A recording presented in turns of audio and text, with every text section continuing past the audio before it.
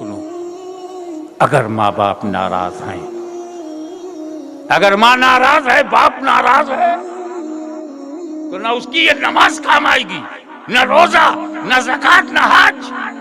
क्योंकि जिसने माँ बाप को नाराज किया उसने खुदा को नाराज किया। अल्लाह नाराज हो और इबादत काम आए। Concentrate your mind, mind set करो। दुनिया नाराज हो जाए, मेरे माँ बाप नाराज ना हो, सेट करो अपना माइंड।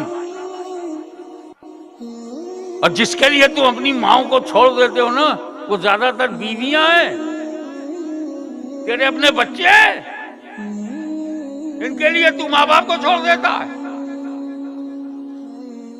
सोचता नहीं कि बीवी ने तुझे तब मोहब्बत किया है जब तूने बीवी की जरूरत पूरी किया। तू जवान, बीवी की जरूरत पूरी किया तब उसने तुम्हें प्रेम किया है। उसके रहने के लिए घर, खाने को रोटी और पहनने को कपड़ा दिया, तब बीवी ने मोहब्बत किया है। और माँ ने तुझसे तब मोहब्बत किया था जब तू हिल भी नहीं सकता था, तू बोल भी नहीं सकता था। बीवी ने कड़ियल जवान से मोहब्बत किया है और माँ ने एक दिन के बच्चे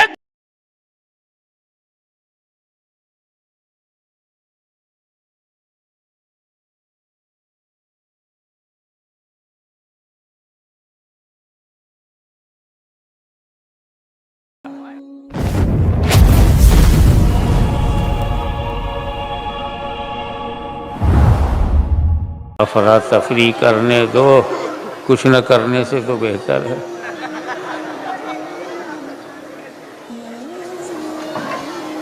अल्हम्दुलिल्लाह,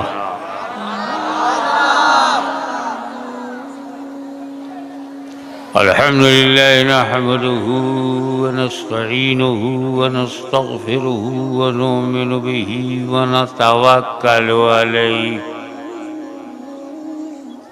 व नऊज़ु बिल्लाहि मिन शुरूरि अनफुसिना व मिन सय्यिआति अमालिना।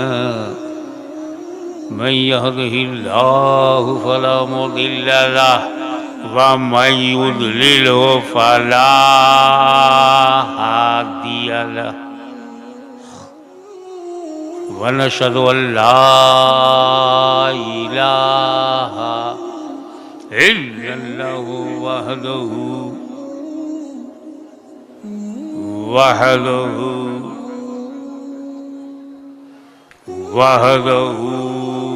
ला शरीक लहु व नशहदु अन्न सय्यिदिना व मौलाना व हबीबना व शफीअना व तबीबा कुलूबना व शिफा सुदूरना व गौसना व मुईनना व कुतबना व फरीदना व निज़ामना व सिराजना व गुलाना व अशरफना व नूरा ऐनना व मुख्तारना मुहम्मदन अब्दुहु व रसूलुहु सल्लल्लाहु तआला अलैहि व अला आलिहि व अस्हाबिहि व अज़वाजिहि व ज़ुर्रिय्यतिहि व अहले बैतिहि व उलमाए उम्मतिही व औलियाए मिल्लतिही व शुहदाए मुहब्बतिही अजमईन। अम्मा बाद, फ़अऊज़ु बिल्लाहि मिनश शैतानिर रजीम, बिस्मिल्लाहिर रहमानिर रहीम। ला तुशरिकू बिही शैआ व बिल वालिदैनि इहसाना।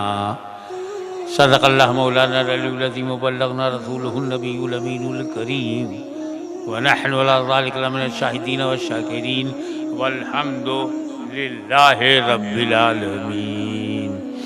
इन्नल्लाह व मलाइकतहु युसल्लूना अलन नबी या अय्युहल्लज़ीना आमनू सल्लू अलैहि व सल्लिमू तस्लीमा।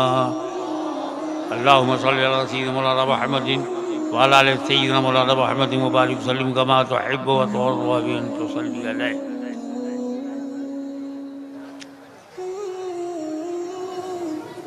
आज हम बैठे हैं ये जानने के लिए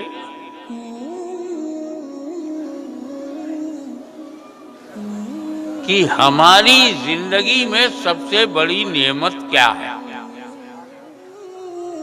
What is most important in our life?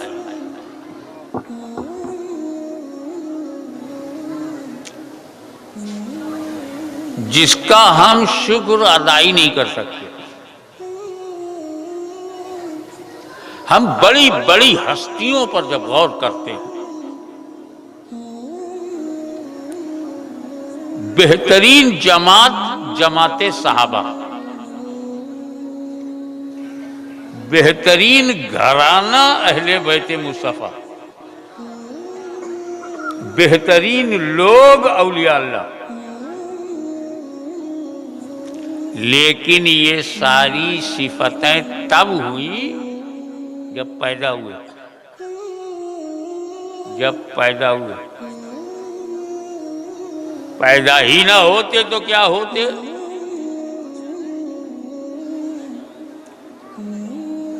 इमाम आज़म, मुज्तहिद आज़म कब पैदा हुए? तब।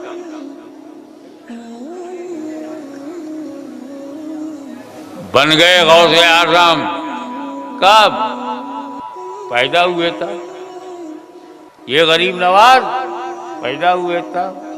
शाहे आलम, कुतबे आलम,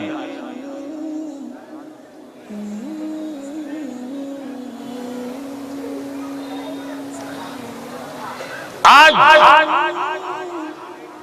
आसमाने सुन्नियत पर चमकते हुए जिस सितारे को हम अहमद रजा कहते हैं, वो इमाम अहले सुन्नत है, मुजद्दिदे मिल्लत है। कब पैदा हुए? तब।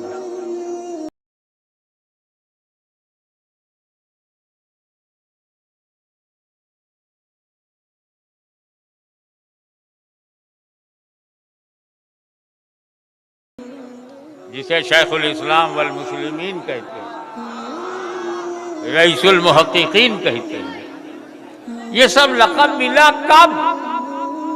पैदा हुए जब। आप वहां बैठे हैं कब?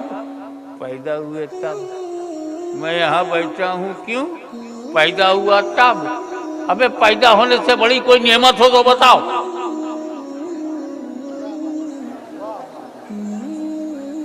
वो संतरी बना, पैदा हुआ तब। मंत्री बना, पैदा हुआ तब। जन्म ही ना लेता।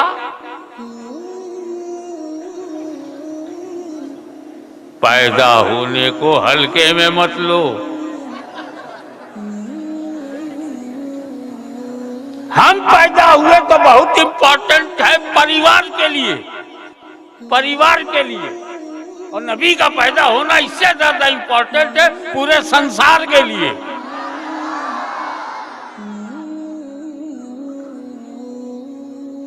कोई हिंदुस्तान के लिए पैदा हुआ, कोई सारे जहान के लिए पैदा हुआ। ये विलादत हल्के में मत लो। हमारी विलादत जब इतनी इंपॉर्टेंट है कि मैं मौलाना बन गया, हमारी पैदाइश इतनी इंपॉर्टेंट है कि मेरा बाप मुहद्दिस आज़म हुआ, मेरा दादा गौसे आज़म हुआ, ये पैदा होने ही का तो है। तो जब हम जैसे लोगों का पैदा होना महत्वपूर्ण है, तो 12 रबीउल अव्वल को नबी का पैदा होना। अपनी विलादत को हम महसूस करें और नबी की विलादत पर जरा भी ना मुस्कुराएं। पैदा होना, the most dignity of your life, opportunity of your life, सारे titles, power and wealth, everything after birth, जन्म लेना।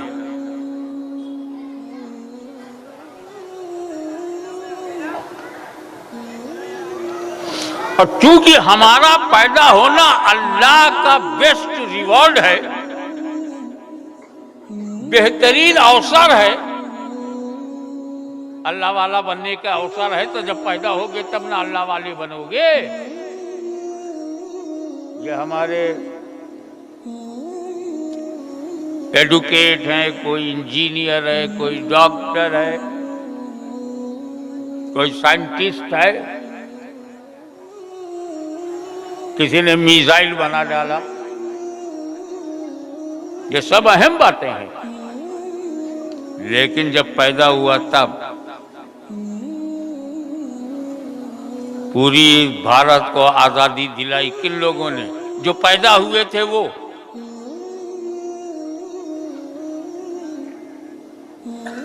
इसीलिए सुन्नी मुसलमान न अपने घर के में पैदा होने वाले बच्चे को भूलता है और न मुसलमान बनाने वाले पैगंबर के पैदा होने को भूलता है।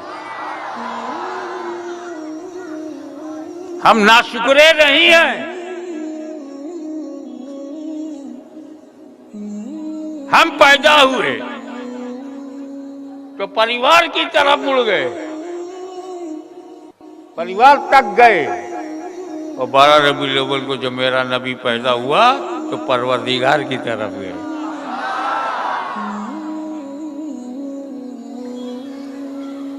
पैदा होना ये सबसे बड़ी नेमत है।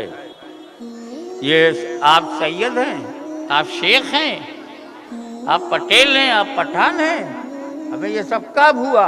पैदा हुए तब।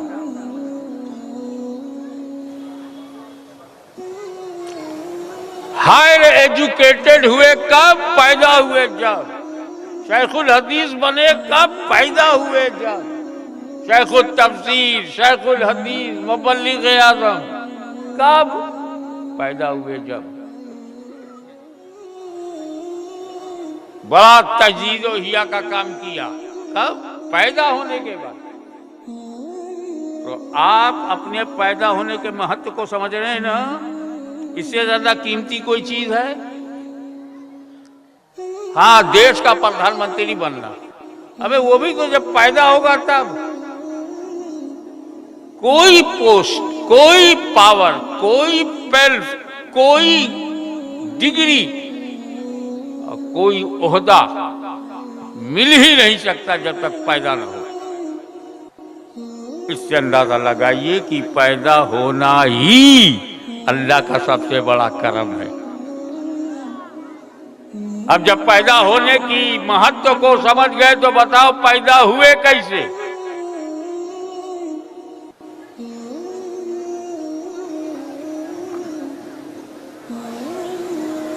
आपके पैदा होने पर चलो सबसे पहले ये देखें रब ने क्या कहा।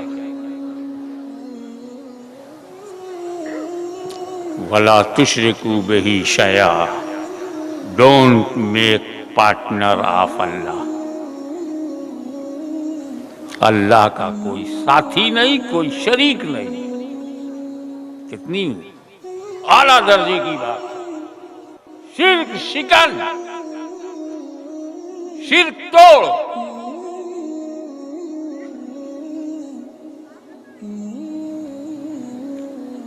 और वो अल्लाह अपने बारे में कहे मेरा कोई पार्टनर नहीं है,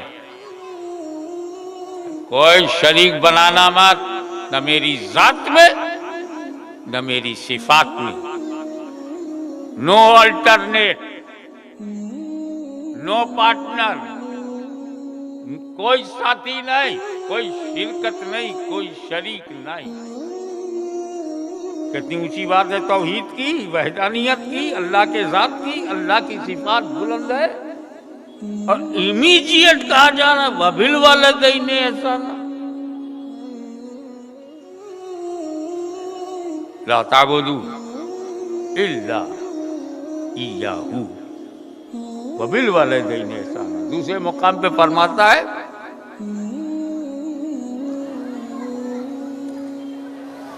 इबादत मत करना किसी की सिवाय अल्लाह की। इबादत सिर्फ अल्लाह के लिए की जाएगी, ओनली वही, सिर्फ वही है, उसी की इबादत की जाएगी। वो इमीडिएट वबिल वाले देने हमें कहा अल्लाह की इबादत, अल्लाह की तौहीद, और कहा उसी के बाद वबिल वाले देने। हम जब ईमान लाते हैं आमना बिल्लाहि व मलाइकतिही व कुतुबिही व रसूली, जब हम अताअत की बात करते हैं तो कुरान कहता अतीउल्लाह व अतीउर रसूल, अताअत करो अल्लाह की वो रसूल की। अल्लाह के बाद नाम रसूल का आता है ना, व अतीउल्लाह व अतीउर रसूल। और यहां शिर्क न करना, अम्मा अब्बा के साथ अच्छा सुलूक करना। कहां खुदा की जात, कहां माई बाप, अल्लाह के बाद माई बाप, अम्मा अब्बा, अल्लाह के बाद रसूल हो, मलाइका हो, किताबें हो, ये अब्बा अम्मा कहां से आ गए? हम अल्लाह के सिवा किसी की इबादत न करो, अम्मा अब्बा के साथ इबादत अल्लाह की भी, अम्मा अब्बा इमीडिएट ज्वाइंट आयत करीमा में। बात बताओ, पूरी दुनिया में एक ही वालिद है ना अब्बा, वालिद के माने में बोल रहा हूं, दूसरा कोई वालिद हो सकता है? एक ही अम्मा है ना, दूसरी कोई अम्मा हो सकती है? अब समझ में आया ना इकट्ठा जिक्र क्यों किया? ना अल्लाह के अलावा कोई अल्लाह है, ना वालिद के अलावा कोई वालिद है, ना वालदा के अलावा कोई वालदा है। If there is a no partner of Allah, तो no partner of walid and no partner of walda to.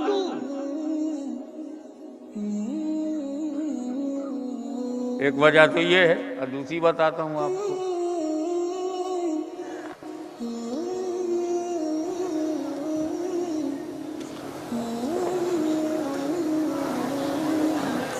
आप पैदा हुए, इसमें 3 जात हैं।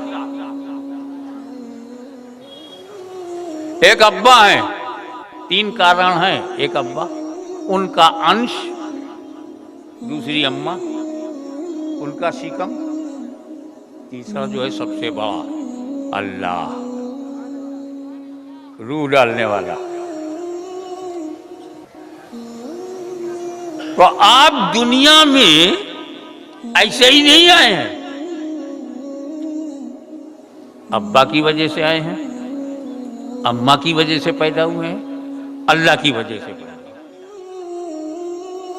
तो क्या अल्लाह नहीं चाहेगा कि जब मेरा कोई पार्टनर ना बनाया जाए तो मेरे बंदो अपने माँ बाप का भी कोई पार्टनर ना बनाना? तो तुम्हारी पैदाइश में, तुम्हारे जन्म में एक क्रिएटर है, 2 मीडिएटर है।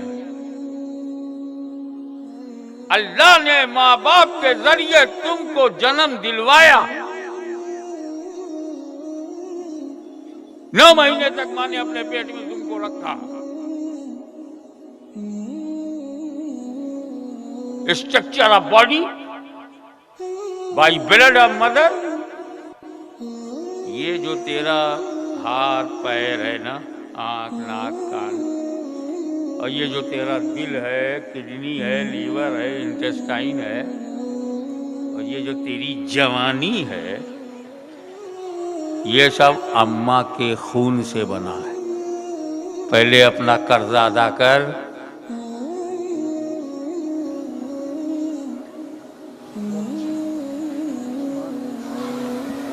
ये वो कर्ज है कि यहां अदा न कर पाए तो वहां मार पड़ेगी।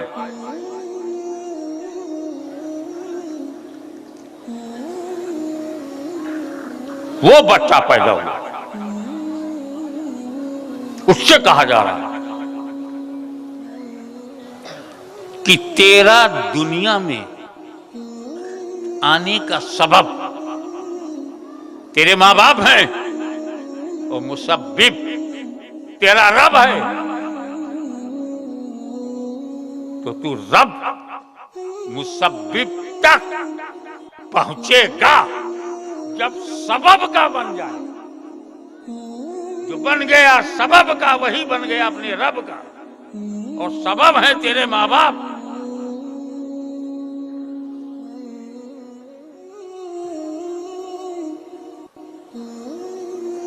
तो तेरे दुनिया में जन्म लेने का कारण ये है कि अल्लाह ने तख्लीक किया, माँ बाप जरिया बने, इसलिए आयत करीमा में दोनों को इकट्ठा किया गया।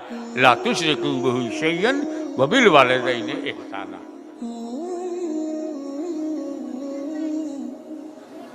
एक बात बताइए, अम्मा अब्बा में भेदभाव मत करना। वबिल वालिदैन एहसाना है, वबिल वालिदा नहीं है, न वबिल वालिद है, वालिदैन। तुमको क्या हो गया है? एक तो माँ बाप के वह फर्मा बरदार हो। क्या फर्मा बरदारी? अगर बाप ने मोहब्बत से कुछ कहा और आपने उस काम को कर दिया, ये फर्मा बरदारी नहीं है। मीठा मीठा तो सब खा जाते हैं। बाप ने कोई कड़वी बात कही हो, कलेजे को चीर देने वाली बात, उस पर राजी हो जाना फर्मा बरदारी है।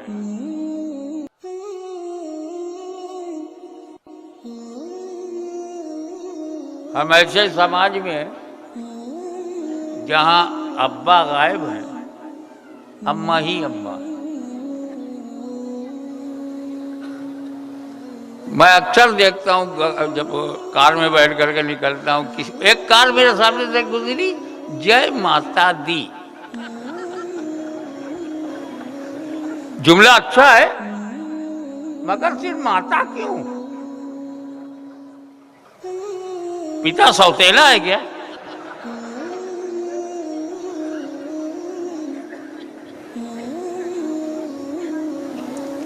एक ट्रक जा रहा था, उसमें लिखा था माँ की दुआ। तो बाप गाली देता है क्या? हमारे लखनऊ में एक शायर हैं, मैं सलाह कर रहा हूं कि इसमें भी शैतान का दखल है। जब तुमको माँ बाप से मोहब्बत होती तो कहते इसमें भी कटिंग करो, अब्बा को छाड़ दो, अम्मा को ले लो।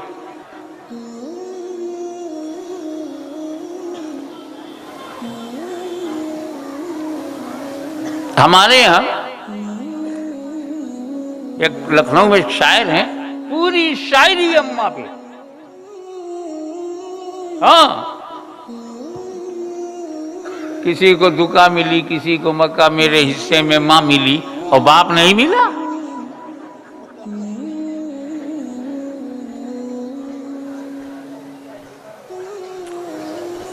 नौजवान गुमराह हो रहा है, सिर्फ अम्मा। हमें अम्मा अब्बा वैसे ही चाहिए जैसे शरीयत हासिल करने के लिए अल्लाह रसूल दोनों चाहिए। न सिर्फ अल्लाह, न सिर्फ अम्मा, अल्लाह रसूल भी चाहिए, अम्मा अब्बा भी चाहिए।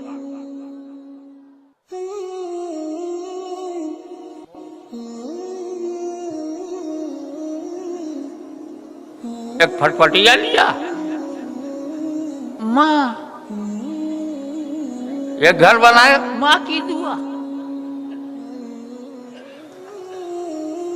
मानता हूं कि माँ का हक ज्यादा है,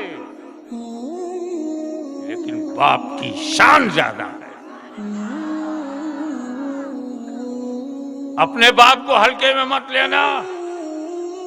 बेशक अम्मा सर आंखों पर, और ये तो मेरा जाती तजर्बा है कि मुझे जो मिला माँ से मिला और जो मिल रहा है माँ से ही मिल रहा है, लेकिन मेरा बाप बाप है, शान वाला है।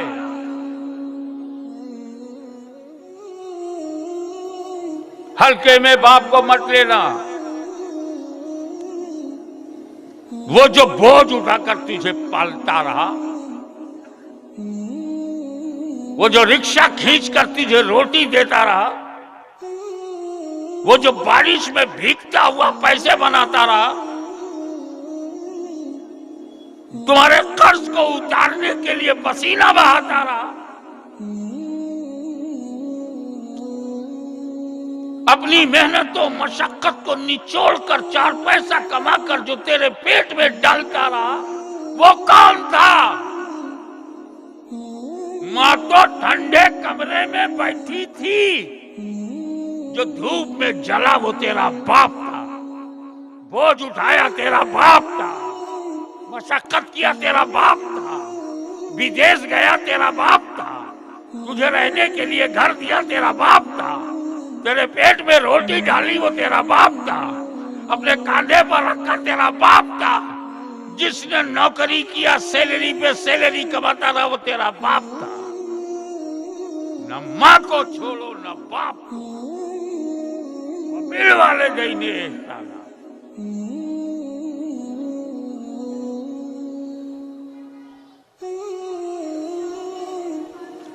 हम उन लोगों में नहीं है कि अम्मा मालूम है और अब्बा गायब। थोड़ा सा मुस्कुराओ भाई।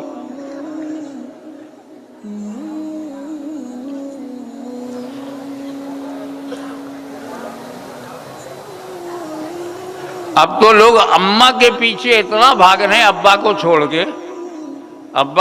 के अम्मा के पीछे इतना भाग रहे हैं कि वो जहां जाते उन्हें अम्मा ही दिखती। जानवरों में अम्मा, नदियों में अम्मा, पत्थरों में अम्मा, अब्बा कहीं नहीं दिखते। बाबा ये अगर अम्मा है, माता है, तो पिता कौन है? और पिता गायब हो जाए तो माता की इज्जत क्या है? सिर्फ मां नहीं, मां की शान ज्यादा, हक ज्यादा है, बाप की शान ज्यादा। आगे बढ़ो और try to understand the dignity of your parents. ये फजीलत क्या है? ये इज्जत वालिदैन क्या है? इसकी जरूरत कितनी है नौजवान बच्चों तुमको अपने माँ बाप की जरूरत?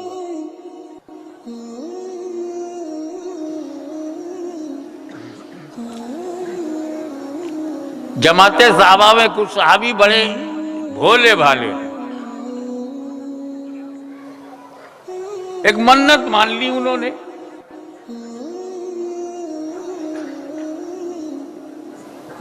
एक्साइटमेंट कहते हैं ना, जोश। ए अल्लाह, मेरी मन्नत पूरी हो गई, मेरी मुराद पूरी हो गई, तो मन्नत मेरी ये है कि मैं जन्नत के दरवाजे की चौखट चूमूंगा। ऊपर वाली चौखट भी और नीचे वाली। बड़ी खूबसूरत मन्नत है, लेकिन कंट्रोल के बाहर है। कुछ लोग तो औरतें मन्नत मानने में तो जहालत की इंतहा कर देती है। मेरी माँ बहनें जो सुन रही हूँ, एक औरत मेरे माइंड में है, और वो मस्जिद के इमाम की बीवी है। भाई मैं मसाजिद माफ फरमाए, उनकी बीवियाँ अच्छी हैं। मैं एक पर्टिकुलर इमाम की बात कर रहा हूँ, नॉट जर्नल। बीवी ने ही मन्नत मान लिया कि मेरे 4 बेटियां पैदा हो गई, अगर आपकी लड़का पैदा हुआ तो मस्जिद में ढोल बजवाऊंगी।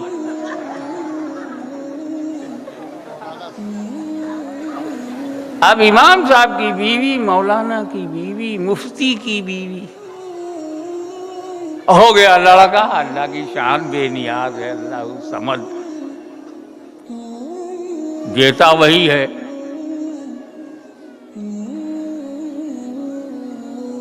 अब लड़का जब हुआ तो वो औरत बेचैन हुई कि अगर मन्नत नहीं उतारा तो अभी लड़का हुआ, कहीं खुदा न खास्ता कुछ गड़बड़ हो जावे और मकान से कब्रिस्तान चला जावे।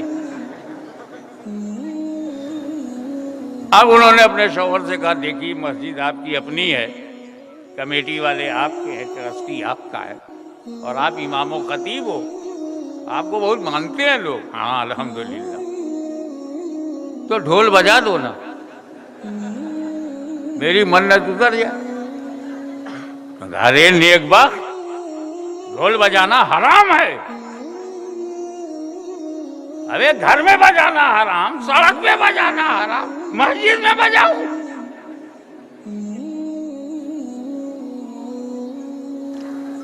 तो ये हिंदुस्तान है, यहाँ अगर औरत अड़ जाए तो अपना बेटा भी जंगल भेजना पड़ता।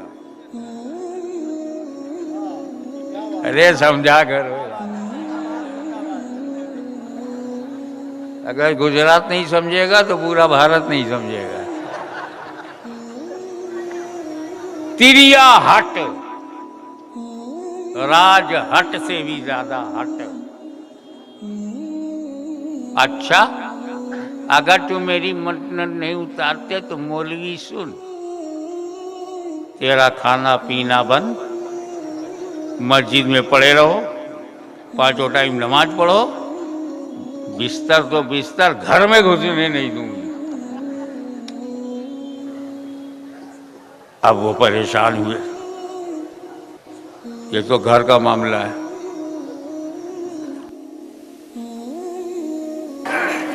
खुदवा देने इमाम साहब आ रहे हैं, गले में ढोल लिए। अरे नमाजी हैरत से देखने, आज हमारे इमाम और खतीब को क्या हो गया? ढोल को गर्दन में लटकाए पेट के ऊपर चले आ। जैसे ही वो आए, खड़े हुए कहा, देखो ये ढोल है, ये शैतान है, ये हराम है, इधर से मारो तो हराम, उधर से मारो तो, दोनों तरफ से मारो तो भी हराम। ऐसे शैतान को तोड़ देना चाहिए। ढोल बज गई, मन्नत उतर गई, ढोल भी टूट गई। ऐसी बेहुदा मन्नत ना माना करो।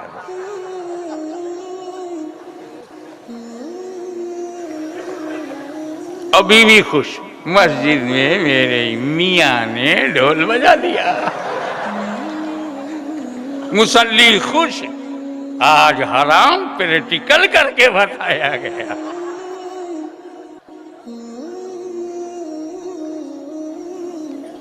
लेकिन वो तो सहाबी रसूल, ऐसी बेहुदा मन्नत क्यों मानेंगे जो हराम हो?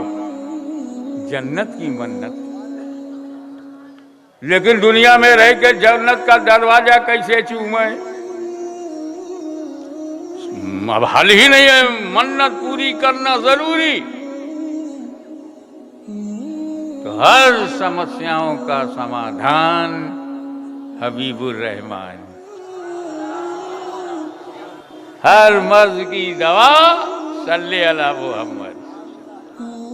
पहुंचे नबी के पास, या रसूल अल्लाह, मैंने मन्नत मानी है और मन्नत अल्लाह ने पूरी कर दिया है।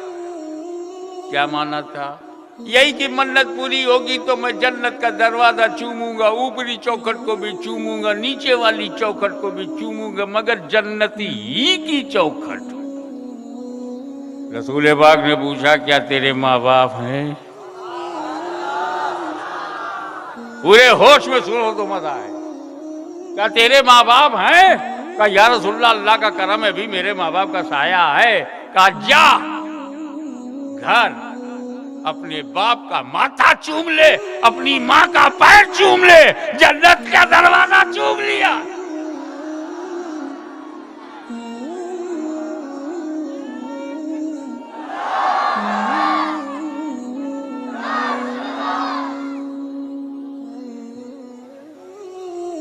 तेरे घर में जन्नत है, तू बाहर ढूंढ रहा है। कबीर की बात याद आ रही है, कस्तूरी कुंडल बसे मिर्ग ढूंढे बनमा, ऐसन घटमा पीऊ है दुनिया जाने न। उनका कहने का मतलब था कि स्वामी तो स्वयं में है,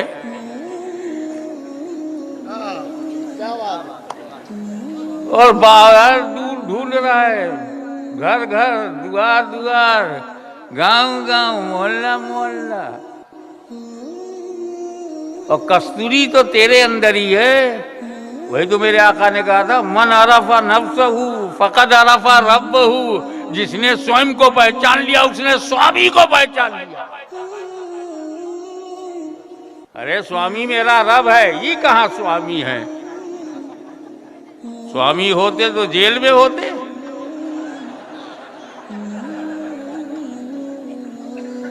5 करोड़ मुरीद हैं, 5 करोड़ अनुयायी हैं, बहुत बड़ा बापू है। आजकल का है, आजकल 10 साल से जेल में है। कब तक के लिए? उम्र कैद हुई है। ये कोई बापू है? ये कहाँ का साधु है? भाई मेरे, ओरिजिनल पे ध्यान रखो, डुप्लीकेट बहुत हैं।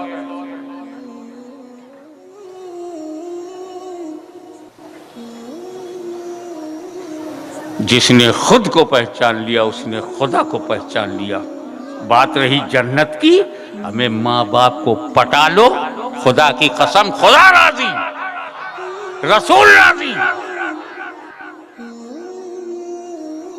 एक बात जिम्मेदारी से बोलूं, अगर किसी ने, किसी नौजवान ने, किसी बुजुर्ग ने 10 हज किया है, 10 हज साहिबे तरतीब है, यानी नमाज एक वक्त की कज़ा नहीं है, रोजेदार है, ज़कात देता है, सीधे जन्नत में जाना चाहिए। सुनो, अगर माँ बाप नाराज हैं, अगर माँ नाराज है, बाप नाराज है, तो ना उसकी ये नमाज काम आएगी, न रोजा, न ज़कात, न हज। क्योंकि जिसने माँ बाप को नाराज किया उसने खुदा को नाराज किया। अल्लाह नाराज हो और इबादत काम आए। Concentrate your mind, mind set करो। दुनिया नाराज हो जाए, मेरे माँ बाप नाराज हो, सेट करो अपना माइंड। और जिसके लिए तुम अपनी माओ को छोड़ देते हो ना, वो ज्यादातर बीवियां हैं, तेरे अपने बच्चे हैं, इनके लिए तू माँ बाप को छोड़ देता है।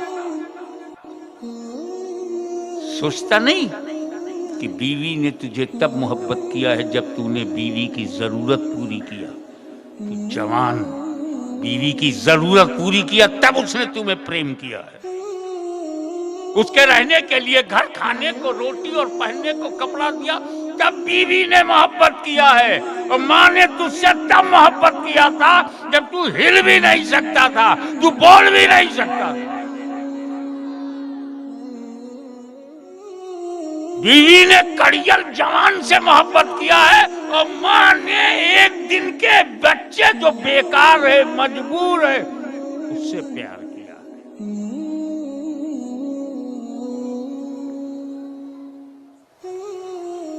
माँ नाराज हो जाए तो तुम क्या, मैं क्या। मेरा अकीदा है, कोई माने चाहे ना माने, हुजूर सल्लल्लाहु अलैहि वसल्लम के सारे सहाबी बख्शे बख्शाए। मेरा तो है, जब मैं अपने मुरीद को जन्नती समझता हूं तो रसूल के मुरीद को जहन्नुमी कैसे समझूंगा? रसूल के जितने सहाबा है सब उनके मुरीद हैं, पैरों हैं, उम्मती हैं और बेहतरीन जमात है। तो हर सहाबी बख्शा बख्शाया है।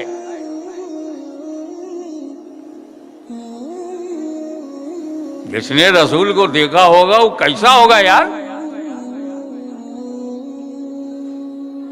हम लोग गौसे आजम को देख लें तो मस्त हो जाते हैं, उन्होंने तो रसूल को देखा। उनकी आंखें कितनी कीमती हैं, जिसने रसूल को देखा। गुंबदे खजरा देख के तो हम मचल जाते हैं, और साहिबे गुंबदे खजरा दिख जाए, जाली देख के मचल जाते हैं, जाली वाला नजर आ जाए। तो साहबी तो वही है ना जिसने रसूल को अपने माथे की आंखों से देखा। एक सहाबी का वाकया सुनो जो बख्शा बख्शाया है,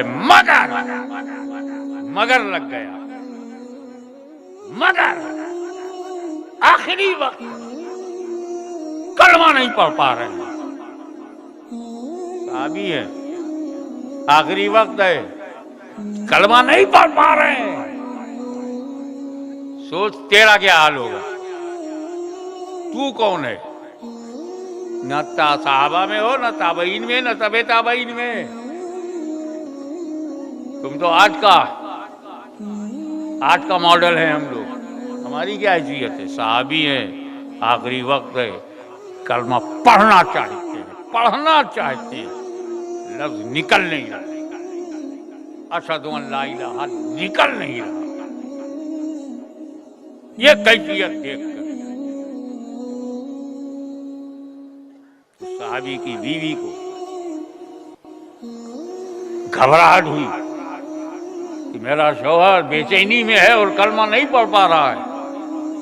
हुजूर सल्लल्लाहु अलैहि वसल्लम की बारगाह में हाजिर हुई, कहा या रसूल अल्लाह, आपका गुलाम आखिरी वक्त से गुजर रहा है, कलमा नहीं पढ़ पा रहा है। अदमन में नाम नहीं ले रहा हूं, कलमा नहीं पढ़ पा रहा। हुजूर ने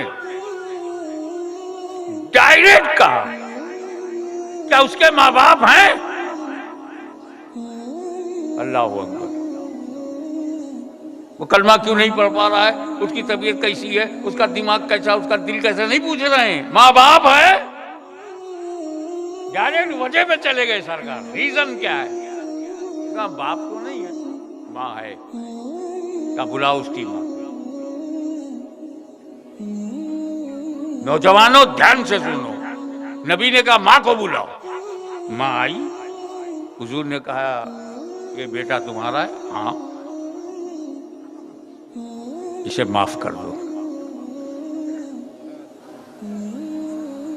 या रसूलल्लाह, आपका हुक्म सर आंखों पर है, लेकिन मेरे दिल से नहीं माफ कर पाऊंगी।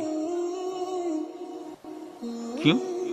इसने मेरे दिल को बहुत जख्मी किया है, बातों से, शब्दों से मारा है। समटाइम अपनी बीवी की बात को मुझसे मनवाता था। Sometime he prefers his wife than me. ये बीवी को मुझ पर प्राथमिकता दे देता बहुत जख्मी होती थी, और ये दूसरों के मोहल्ले वालों की बातें, दोस्तों की बातें, अपने यारों की बातें सुनकर के मुझे बुरा भला कहता था। मेरा दिल चूर चूर हो गया, चकना चूर। मैं माफ नहीं कर पाऊंगी, दिल से तो नहीं कर पाऊंगी। तो हुजूर सल्लल्लाहु अलैहि वसल्लम ने फरमाया सहाबा से, लकड़ियां ले आओ। देखते देखते सारी लकड़ियां जमा हो गई। तो इसमें आग लगा। जैसे ही आग का शोला भड़का, रसूल बाग ने हुक्म दिया, जाओ इसके बेटे को उठा के लाओ, आग में डाल लो।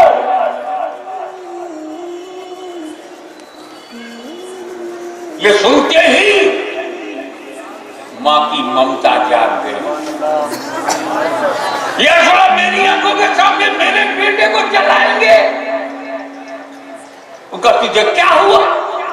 इतनी मामूली सी आग में बेटा जलता नहीं देख सकती, तो जहन्नम की आग में जलता हुआ कैसे देखोगी?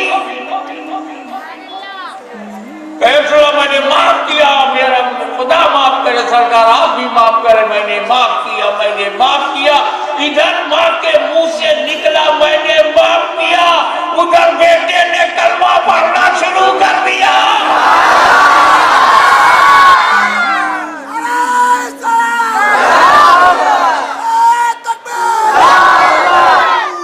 वो सहाबी तब तक कलमा नहीं पढ़ पाया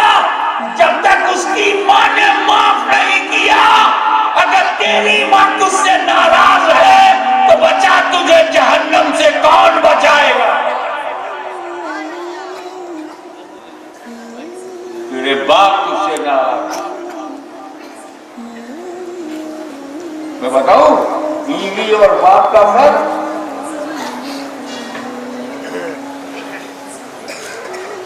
शौहर की जेब में नोट है, रुपया, और बगैर बताए बीवी निकाले तो चोरी है। इजाजत देकर उसका हक है, बता के लिए तो हक है, लेकिन चोरी चुपके शौहर का माल नहीं ले सकते। लेकिन अब्बा जब चाहे हाथ डाल के जितना चाहे बेटे का रुपया निकाल ले, जाएगा। देखा, बीवी करे तो चोरी है और अब्बा करे तो जाएगा। अब तो अब्बा और बीवी का फर्क समझो और आगे बढ़ो। एक सहाबी रसूल आए सरकार के पास, या रसूल अल्लाह, मैं जब घर आता हूं तो मेरे अब्बा जो है हाथ डालकर मेरा पैसा निकाल लेता, अब बताते भी नहीं। मैं क्या करूं?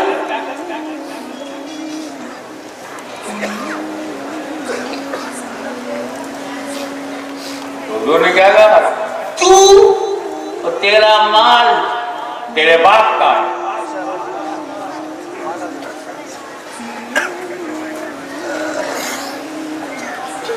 अंता वो मालिक ले, अभी जो तेरा बाप है ना, तो उसकी प्रॉपर्टी है। जब तू प्रॉपर्टी, तेरी शेरवानी प्रॉपर्टी, तो उसके अंदर रखा हुआ माल भी तेरे बाप की प्रॉपर्टी।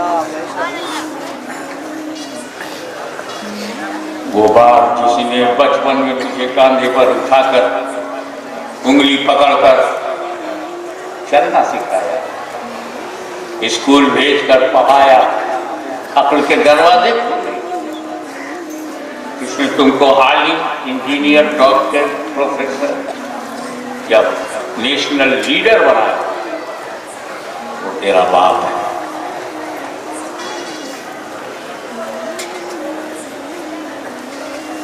एक ही बाप है और आप उसकी प्रॉपर्टी है। जैसे पूरी उम्मत रसूल की प्रॉपर्टी है, तो बेटा अपने बाप की प्रॉपर्टी।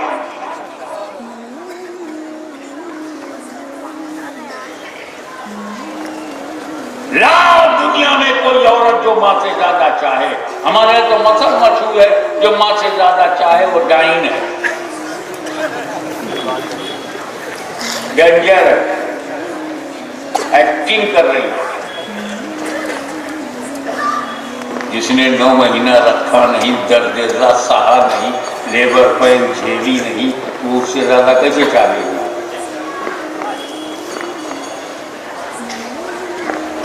अब आप ईमान ताजा करें। हर बात मेहनत से कमाई हुई दौलत को अपने बेटों को दे दिया।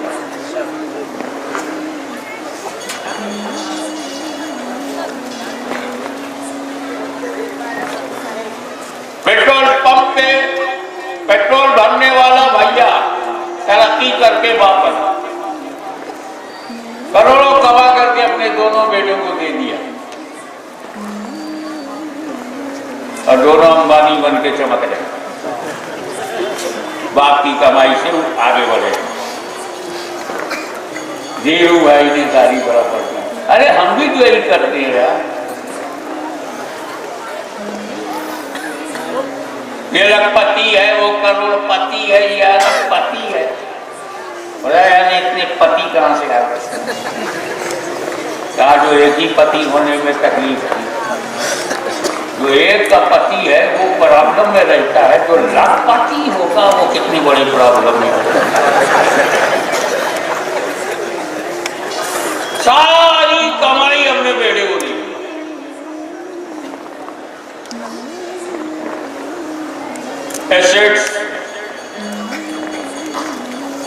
पूरा बाथ हाउस, कारखाना, मिल, अबे दरगाहों में भी यही होता है ना, अब्बा जो है अपने बेटवा को देके चले जाए। तुम भी अपनी सारी प्रॉपर्टी अगर तुम दिए बगैर मर गए ना तो लड़के कोर्ट से ले लेंगे। हम कहते हैं ये अरबों खरबों रुपया आपने उस बेटे को क्यों दिया जो कमाई में हिस्सेदार नहीं है? हम उसके बाप है, ये हमारा प्यार है। पड़ोसी को नहीं देंगे, कहते हमें बच्चों से प्यार है इसलिए दे दिया। हमें बच्चों से प्यार है ये करो, बच्चों से प्यार है तो मोहल्ले के बच्चे गरीब क्यों हैं? अबे ये बोल कि लड़कों से नहीं, तुझको अपने बेटों से बेटी से प्यार है। चिल्ड्रन से मोहब्बत होती तो हर चाइल्ड से मोहब्बत है। यहीं पर मैं सवाल करता हूं, माँ बाप सारी दौलत करोड़ों अरबों की बेटे को दे दिया, क्यों? जवाब मिला, इस बच्चे के दुनिया में आने का मैं मीडिएटर हूं, इसलिए मुझे मोहब्बत है। बंदो सुनो, जब मीडिएटर को इतनी मोहब्बत है तो क्रिएटर को कितनी मोहब्बत होगी? हजारों लाखों माओं की ममता मेरे खुदा की मोहब्बत के सामने कुछ भी नहीं। अल्लाह अपने बंदों से जितनी मोहब्बत करता है, कोई माँ अपनी औलाद से उतनी मोहब्बत नहीं कर सकती।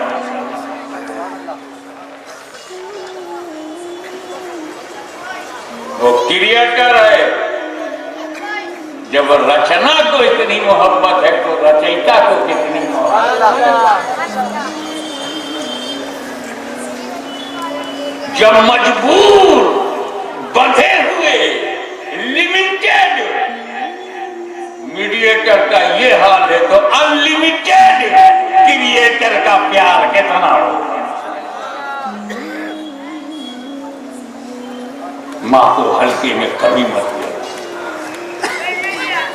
वो दुनिया में जो भी तू बना हुआ है ये तेरे माँ बाप का कर्जा है। आज मैं दुनिया में जो कुछ हूं ये मेरी माँ की, मेरे बाप की अता है। न मैं पैदा होता न कुछ बनता, तो तेरा बच्चा होना माँ बाप का, तेरा जवान होना माँ बाप की वजह से, तेरा शौहर बनना माँ बाप की वजह से, तेरा फिर बाप बन जाना माँ बाप की वजह से। ये सारी बातों की, ये सारी इनामात माँ बाप से मिले। तो अजमते वालिदैन को समझो, जिसके वालिदैन नाराज हैं उससे खुदा रसूल नाराज, और जिसने माँ बाप को राजी कर लिया उससे खुदा राजी। घर ही में तो जन्नत है। एक बात और बताऊं, शरई मसला, जिन बुजुर्गों की मज़ार है उस पर चादर ना हो, बिल्कुल मज़ार हो, और वो वलिय कामिल हो या हकीम हो, जैसे ख्वाजा गरीब नवाज की मज़ार है, शाह आलम की मज़ार है, खुलवे आलम की मज़ार। मसला क्या है? होंठ लगाकर डायरेक्ट कब्र को चूमना चाहिए या नहीं? तो इसमें कई बड़े बड़े आलिमों ने हमें मना किया, खबर को मत छूना।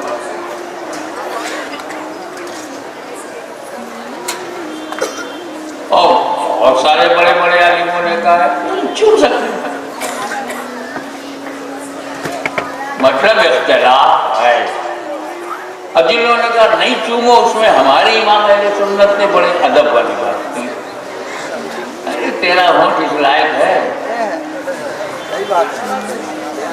कभी होंठ पर सिगरेट का धुआं निकालो, कभी होंठ से हराम पियक्कड़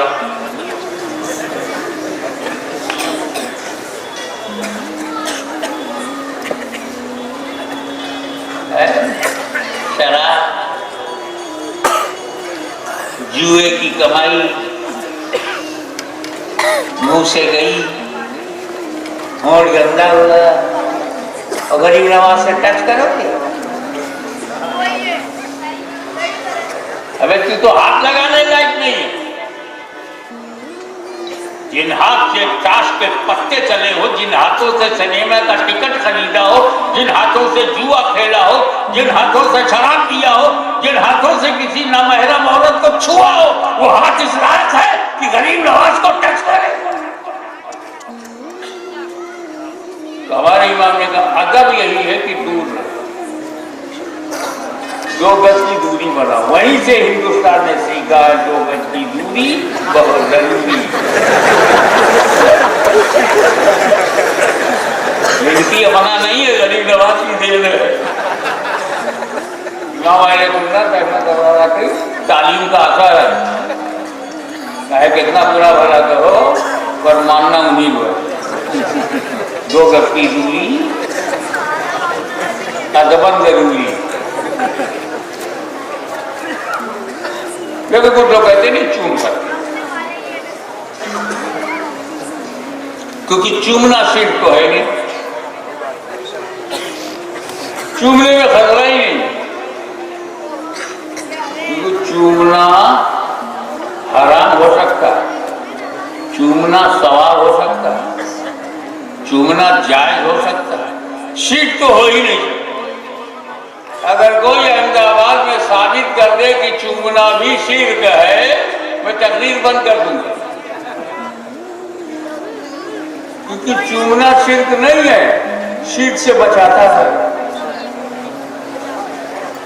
शिर्क शिकन है, शिर्क तोड़ है। शिर्क से बचना हो तो चूम लिया। एक बार बोलो, जब अल्लाह की जात और सिफात में किसी को शरीक करोगे तभी शिर्क होगा। तो अल्लाह को चूम सकते हो, सीधा बंदा को चूम लेंगे, छू सकते हो, पकड़ सकते हो, उसका बोसा ले सकते हो, कैन यू किस अल्लाह, वहां किसी हो सकती है, हजीम हो सकती, गले लगा सकते हो नहीं। अभी ये सब बंदों की सिफत,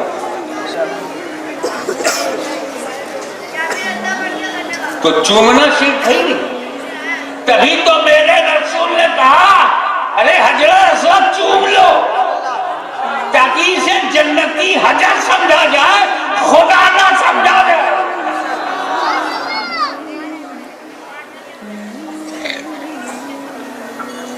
चूमना शिर्क से बचाता है, इसीलिए रसूल पाक ने खुद भी चूमा है। किसको चूमा है? हजर को। और ये जो कब्र में मौली लेटा बशर को। अबे हजर को चूम सकते, बशर को। मगर जो पॉइंट मैं बताना चाहता हूं ये कि इख्तिलाफ तो है, किसी के लिए चूमना अलाउ, और कोई कहता नो प्रोहिबिटेड, नहीं चूमना चाहिए। मैंने सुन्नियों बीच का रास्ता निकाला, हमें कब्र क्यों चूमो, गलाब को उठा लो, गलाब चूम लो, वो कब्र थोड़ी है। मेरा भी काम चल गया, कब्र ना चूमो वाली बात भी होगी। लेकिन इख्तिलाफ है, गौसे आजम की कब्र चूमने पर इख्तिलाफ, गरीब नवाज की कब्र चूमने पर इख्तिलाफ,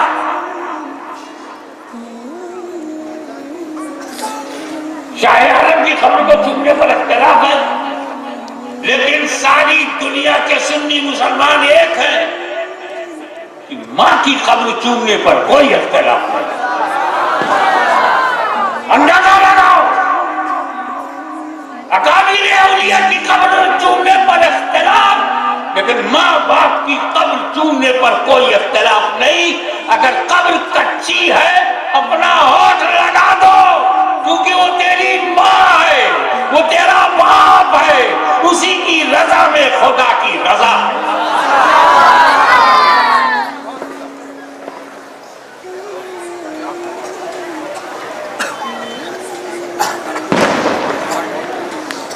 क्यों नहीं करते तुम अपनी जन्नत को रोजाना बोसा? क्यों नहीं चूमते अपनी माँ के कदमों को रोजाना? जब सुबह उठो, जरूरत से फारिग हो जाओ तो नाश्ता बाद में, अम्मा का कदम पहले। चाहे पीर साहब का कदम चूमो चाहे ना चूमो, माँ बाप का कदम जरूर चूमो, क्योंकि वही जन्नत की चौखट। वो चलती फिरती औरत नहीं, तेरे लिए चलती फिरती जन्नत है। कभी अपनी माँ को औरत का समझना, जन्नत का उससे ज्यादा प्यार करेगा। दिन हो तो माँ का प्यार, बाप का प्यार, रात हो कहीं कहीं चले जाओ, हिंदुस्तान से अफगानिस्तान चले जाओ, तुर्किस्तान चले जाओ, पाकिस्तान चले जाओ, उजाले में रहो अंधेरे में, माँ बाप से ज्यादा चाहने वाला मैंने देखा है। इसलिए माँ की मोहब्बत को मोहब्बत नहीं कहते। एक नया शब्द निकाला गया जो केवल माँ के लिए ही इस्तेमाल हो सकता है, वो है ममता। ममता, ममता। बहन की मोहब्बत मोहब्बत है, बीवी की मोहब्बत मोहब्बत है, बाप की मोहब्बत भी मोहब्बत है, भाई की मोहब्बत मोहब्बत है, और माँ की मोहब्बत ममता। ममता से मत टकराना, समझा करो। खाली झोली आओ, हम तो आपको अकलमंद समझ रहे। माँ की ममता से मत टकराना, माँ की ममता टकराना। खाली झोले में आओगे, आप ये चोला होगा और खाली हो। माँ बाप से मत टकराना, मेरा मतलब यही है। माँ की ममता से मत टकराना, जनरल बात। तेरे घर में माँ है, उसके तेरे सामने ममता है, उसे मत टकराना। जहां जहां माँ है वहां वहां ममता है। सफर से चला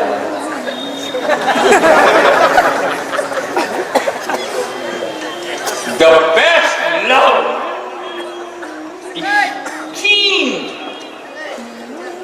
highest, purified love in every condition, in every central circumstances, in every situation. पर एक मौका ऐसा आता है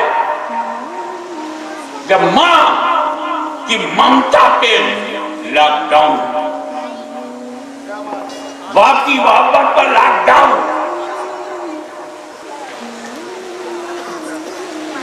न बाप अपनी मोहब्बत दिखा पाता है, न मां। वो बेटा इंतजार ही करता रह गया, न मां आ रही है न बाप। वो मौका है जब उस नौजवान को कब्र में लेटाया गया। उस नौजवान को कब्र में लेटाया गया, तख्ता लग गया, मट्टी डाल दी, मनो मिट्टी के नीचे दबा दिया। उस अंधेरी कब्र में बेचैनी का आलम है, बेबसी है, बेकसी है, माजूरियां है, मजबूरियां है, अकेला है, अंधेरा है, कोई मददगार नहीं, कोई दोस्त नहीं, कोई यार नहीं, भाई नहीं, बहन भी दूर, यहां तक कि उसका बाप भी दूर, उसकी मां भी दूर। बाप की शफकतें खत्म, माँ की ममता खत्म, भाई बहन की मोहब्बत खत्म, बीवी बच्चों की मोहब्बत खत्म। अकेला अंधेरी कोठरी में इंतजार करता रह गया, न बीवी की मोहब्बत, न बच्चों की मोहब्बत, न माँ की ममता, न बाप की मोहब्बत, उनकी शफकत, न दोस्तों की दोस्ती, न यारों की यारी, एकदम बेचारा उसी में दब रहा है। मायूसी के आलम में सर पटक पटक कर वो तबाह हो जाता कि इतने में रहमत आलम ने आवाज दी, ए उम्मती मत घबरा, जहां तेरी माँ की ममता ना होगी तेरे नबी का जलवा होगा। नारे तकबीर, नारे रिसालत, अज़मत रहमतुल लिल आलमीन, हुजूर गाज़ी मिल्लत। सुभान अल्लाह, सुभान अल्लाह। क्या समझ में आई पूरी तकरीर कि यार यार है, दोस्त दोस्त है, उस्ताद उस्ताद है, टीचर टीचर है, ब्रदर ब्रदर है, बहन बहन है, बीवी बीवी है, बच्चे बच्चे हैं, गुजराती हो, मद्रासी हो, बंगाली हो, बिहारी हो, सबसे हमारी दोस्ती हो, ये सब है। इनसे सुपीरियर मेरा बाप, मेरी माँ। पूरे हिंदुस्तान में नहीं, पूरी दुनिया में एक बेटे के लिए सबसे सुपीरियर उसके माँ बाप। लेकिन अल्लाह ने एक और हकीकत खोल दी कि जब कब्र में आएगा न माँ की ममता होगी, न बाप की शफकत होगी, वहां मेरा हबीब, मेरा महबूब रहमतुल लिल आलमीन का जलवा होगा। मा कुंता तक़ूलु फी हाज़र रजुल, इस मर्द के बारे में तुम क्या कहा करते थे? फौरन रसूल का चेहरा सामने होगा, सामने होगा, सामने होगा। वो जो गुंबदे खजरा का मकी है, तसल्ली देने के लिए अपनी उम्मती की कब्र में जलवा नुमा है। इसका मतलब ये हुआ सबसे ज्यादा चाहने वाले को माँ बाप कहते हैं, और इनसे भी ज्यादा चाहने वाले को रिसालत बाप कहते हैं। सुभान अल्लाह, सुभान अल्लाह। लोगों, तुम मेरे माँ बाप की तरह नहीं हो, और मेरे माँ बाप आप भी मेरे नबी की तरह नहीं है। ये अज़मते वालिदैन कॉन्फ्रेंस का दिया हुआ दर्स माइंड सेट कर लो। रोजाना प्रैक्टिकली अपने माँ बाप का कदम चूमना न भूलो। वाखिर दावाना अनिल हम्दुलिल्लाह। या नबी सलाम अलैका, या रसूल सलाम अलैका, या हबीब सलाम अलैका, सलवातुल्लाह अलैका, सरवरा शाह करीमा, दस्तगीर दिल नवाज़ा, हमको भी मिल जाए सदका, रब्बे हब्ली उम्मती का, या नबी सलाम अलैका, या रसूल सलाम अलैका, या हबीब सलाम अलैका, सलवातुल्लाह अलैका।